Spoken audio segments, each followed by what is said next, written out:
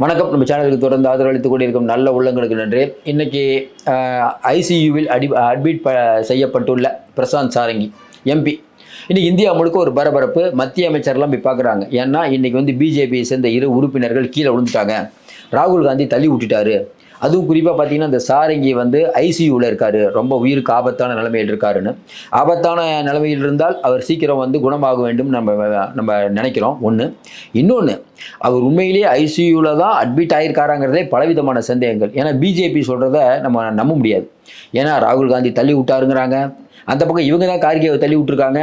இன்னும் குறிப்பாக சொல்லணுன்னா இப்போ கீழே விழுந்தாரில் ஒருத்தர் சாரங்கி, அவர் ஒரிசாவை சேர்ந்தவர். அவர் ரொம்ப கண்ணியமானவர், அவர் மாதிரி ஒரு ஆளே இல்லை அப்படின்னு இப்போ சமூக ஊடகங்களில் சொல்கிறாங்க. ஆனால் உண்மையிலே கண்ணியமானவர் தான். ஏன்னா கிறிஸ்துவ மிஷினரிகள் இருக்காங்கல்ல, அவர்களை பற்றி ஈவில் டிசைன் அப்படின்னு சொன்னவர் தான் அவர்.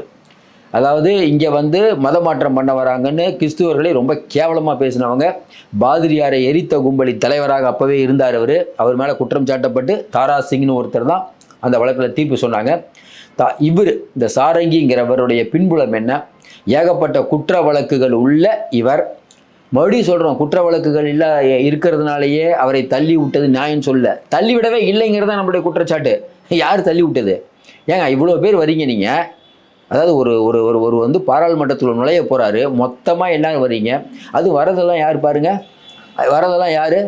பருப்பு சாதம் சாப்பிட்டுட்டு நான்வெஜ் சாப்பிடாத ஆளுங்க முன்னால் வரல. இந்த மாதிரி ஆளுங்களை இறக்கி விடுறது யார்? ஏற்கனவே குற்ற பின்னணியில் இருக்கவங்கள முன்னாடி இறக்கி விடுறது. இதுதான் வந்து பிஜேபியோடைய தந்திரம்.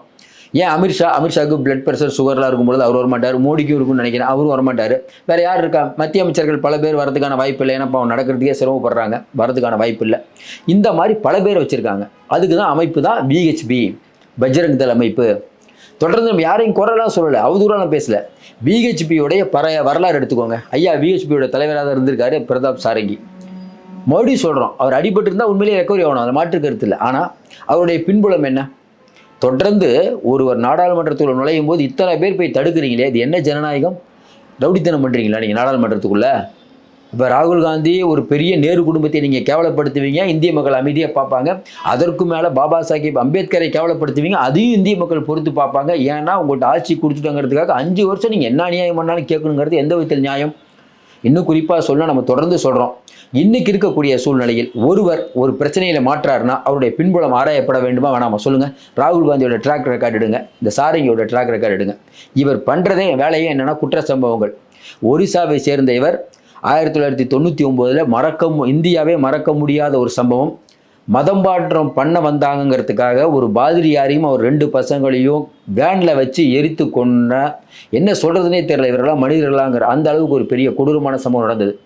கேட்டால் பழங்குடியினரை மதமாற்றம் பண்ணாங்கன்னு. நம்ம என்ன கேட்குறோம்? மதமாற்றமே பண்ணிட்டு இருக்கட்டுங்க, அதுக்காக எரிக்கலாமா யாராவது? இப்படி ஒரு படுபாதக செயலை செய்யலாமா? அங்கே இருக்கக்கூடிய மக்கள் அவரை தெய்வமாக பார்க்குறாங்க, அந்த அளவுக்கு ஒரு மருத்துவ வசதி பண்ணியிருக்காங்க. இவங்க போய் கிராமத்தில் கல்வி கொடுக்க மாட்டாங்க.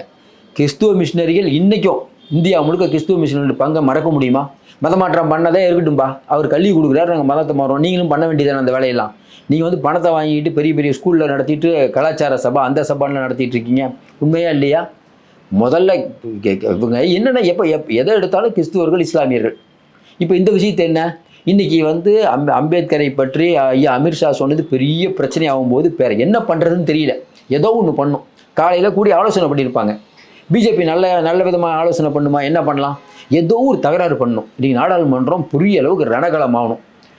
ஏன் இதை சொல்கிறோம்னா, பாபர் மசூதி இடித்தால் இந்தியாவில் கலவரம் வரும் தெரிந்த இடித்தது அத்வானி, மறக்க முடியுமா? கோத்ரா கலவரத்தை ஏற்படுத்தி இந்தியா முழுக்க ஒரு அமைதியின்மையை ஏற்படுத்தியது பிஜேபி, மறக்க முடியுமா? இப்போ நடந்த சாம்பல் விஷயத்தை மறக்க முடியுமா? இப்போ நடந்த ஞானகோபி மசூதி விஷயத்தை மறக்க முடியுமா? சொல்லிக்கிட்டே போகலாம். பிஜேபியுடைய அக்குறுமும் அநியாயம் அப்படிங்கிறத வந்து ஒன்றும் இல்லை, விவசாயிகள் போராடுறாங்க. அந்த விவசாயிகளுடைய ஒரு விவசாயியை வந்து காரியத்தை கொல்ல முயற்சித்தார்ல பிஜேபியோட எம்பி. அதுவும் இல்லாமல் இந்த தடகள வீராங்கனைகள், மல்யுத்த வீராங்கனைகள், அவர்களுக்கு பாலியல் தொந்தரவு கொடுத்தவங்க தான் அவங்க பையனுக்கு தானே சீட்டு கொடுத்தீங்க நீங்கள், உண்டா இல்லையா? இவ்வளவு அநியாயங்களும் பண்ணி நாட்டுடைய பொருளாதார நிலைமையை மந்த நிலைமைக்காக்கி நாட்டிலுடைய இராணுவம் கடற்படை எல்லாம் வந்து அதனுடைய வேலை பண்ணணும். அதில் இருக்க ஒருத்தரையே காவிமயமாக்கி அதில் இருக்க ஒருத்தரை விகே சிங்கை கொண்டு வந்து மத்திய இணையமைச்சர் ஆக்குறீங்க. நீதியரசர்கள் வந்து நேராக அவர் வீட்டுக்கே போய் நீங்கள் வந்து பூஜைலாம் பண்ணுறீங்க. ஒரு நீதித்துறை எப்படி இயங்கும், சரியாக இயங்கும்? ஒரு நீதிபதி என்னடானா நான் வந்து கோயிலில் போய் கும்பிட்டுட்டு தான் வந்து தீர்ப்பு சொன்னேன் அப்படிங்கிற மாதிரி சொல்கிறாரு. என்ன நம்ம என்ன இன்னொரு அலகாபாத் நீதிபதி வந்து இஸ்லாமியர்கள் வந்து ஆடு மாடெல்லாம் கொள்றாங்க, அதனால் வன்முறையாளர்கள் அப்படிங்கிறாரு. பெரும்பான்மையான இந்துக்களை மதித்து தான் நடக்க வேண்டும் அப்படிங்கிறாரு. என்ன நான் சொன்னது சரின்னு வேற வாதிடுறாரு. என்ன நடக்குது ஒன்றுமே புரியல இன்றைக்கி இருக்கக்கூடிய நாட்டில். அப்போ யாராவது ஒருத்தர் கேட்க வந்தால் அவர்களை இன்னொன்றுங்க, நீங்கள் வந்து ராகுல் காந்தி வந்து இந்த மாதிரி தள்ளி விட்டாரு அடிச்சிட்டாருன்னு சொன்னால் மக்கள் நம்புவாங்களா? நம்ம காலையில் நம்ம பதிவு பாருங்க நம்ம சொன்னோம். நீங்கள் வேணால் எழுதி வச்சுக்கோங்க. ஐசியூவில் அட்மிட் பண்ணுவாங்க, இவரை பண்ணி உயிருக்கு ஆபத்தான நிலைமையில் இருக்காருன்னு கூட சொல்லுவாங்க. திட்டமிட்டு இந்தியா முழுக்க ஒரு பதட்டத்தை ஏற்படுத்துவாங்க. இந்த அம்பேத்கருடைய ஏற்கனவே அதானியை மறைக்கிறதுக்கு தான் வேற ஒரு மேட்ரு எடுத்தாங்க. அந்த மேட்ரு இவங்களுக்கு பாதகமாக போகும்னு இவங்க நினைக்கல. ஒரே நாடு ஒரே தேர்தல் பாதகமாக போகும்னு நினைக்கல. டக்குன்னு அம்பேத்கரை பேசணுன்னா பிஜேபி என்ன பண்ணுறதுன்னு தெரியல. ஓட்டு போயிருமே பட்டியலின மக்கள். அப்போ என்ன பண்ணலாம்? ராகுல் காந்தி இந்த மாதிரி ஆகிட்டாரு. ஆனால் என்ன சிக்கல் இப்போ இவங்களுக்கு வருதுன்னா, ராகுல் காந்தி ரைட்டு அவர் இப்போ என்ன பண்ணுவாங்க? ராகுல் காந்தி மன்னிப்பு கேட்கணும். அது அமித்ஷா மன்னிப்பு கேட்கணும், பதவி விட்டு எடுக்கணும்னு சொல்கிறத போக ராகுல் காந்தி மன்னிப்பு கேட்கணுமா? எப்படி திசை திருப்புறாங்க? சரி, இப்போ என்ன ஆகும் கடைசியாக? இல்லைங்க, ராகுல் காந்தி ரொம்ப அடாவடியாக ரவுடி மாதிரி இருக்குது, ஏற்கனவே நிறைய குற்ற வழக்கெல்லாம் அவர் மேலே இருக்குது, அவர் பதவியை பறிச்சுடணுங்க. கடைசி அப்படி தான் பண்ணுவாங்க, வேற ஒன்றும் பண்ண மாட்டாங்க. அவர் பதவியை பறிச்சிடணும். ஏன்னா நாடாளுமன்ற உறுப்பினர்களுக்கு பாதுகாப்பு இல்லை, நாங்கள் வந்து நாடாளுமன்ற உறுப்பினர்கள்லாம் சேர்ந்து என்ன பண்ணுறதுனே தெரியல அப்படின்னு சொல்லுவாங்க. தொடர்ந்து நம்ம சொல்கிற மாதிரி உச்சநீதிமன்றம் இதை பார்த்து தான் இருக்குது.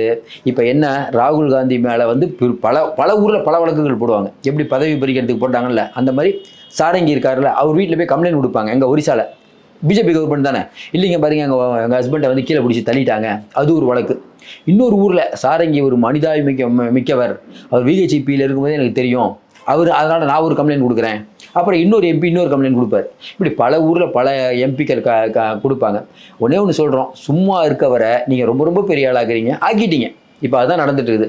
ராகுல் காந்திங்கிற ஒரு மனிதர் அமைதியாக இருக்கவரை நீங்கள் இன்னும் குறிப்பாக சொல்லணும்னா, இந்த சாரங்கி அவர்களை பற்றி நம்ம இன்னும் மேலும் சொல்லணும்னா, இவருடைய கடந்த கால ரெக்கார்டை பார்த்தாலே தெரியும் இவர் எப்படிப்பட்ட நபர், எந்தெந்த விஷயங்களுக்கு போகக்கூடிய நபர்.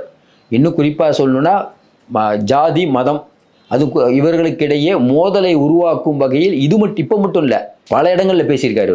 இதனால் இவர் மேலே வழக்கையே போட்டிருக்காங்க. அப்படிப்பட்ட ஒரு நபரை முன்னால் நிறுத்தி நீங்கள் எந்த விதத்தில் அகிம்சையாக பண்ண போகிறீங்க? ஒருத்தர் உள்ளே போயிட்டு இருக்கும்போது அவர்களை தடுத்தால் வழி விடுங்கன்னு சொல்கிறது சரியா தப்பா? நீங்கள் அப்படி ஒரு வழி விடுங்கன்னு சொல்லணும்னு வச்சுக்கோங்களேன், என்ன பண்ணுவீங்க? நீங்கள் என்ன பண்ணுவீங்க? பிஜேபி என்ன பண்ணும்? டக்குன்னு என்ன பண்ணுவாங்க? அவங்களே கீழே விழுந்துருவாங்க. ராகுல் காந்தி தள்ளி விட்டாருருவீங்க. இப்போ என்னன்னா, இவ்வளோ தூரம் சொல்கிறீங்களேங்க, அந்த வீடியோ கவரேஜ் எல்லாத்தையும் காட்டுவீங்களா? அந்த வீடியோலாம் இது இல்லையா? தள்ளி விட்ட வீடியோ, அவர் போய் கீழே விழுவுறது, ராகுல் காந்தி பிடிச்சி தள்ளி விட்டார், கோவத்தில் தான் தள்ளி விட்டார். இல்லைனா இன்னும் கூட சொல்லலாம், ஜெய் ஸ்ரீராம்னு சொல்கிறீங்களான்னு சொல்லி கூட அடிச்சாரு. இல்லைனா வந்து ஏதோ அல்லாஹ் அக்பர்னு சொல்லிக்கிட்டே அடித்தார், சொல்லுவாங்க இதெல்லாம். இல்லைனா அல்லோலோயான்னு சொல்லிட்டு அடித்தார்.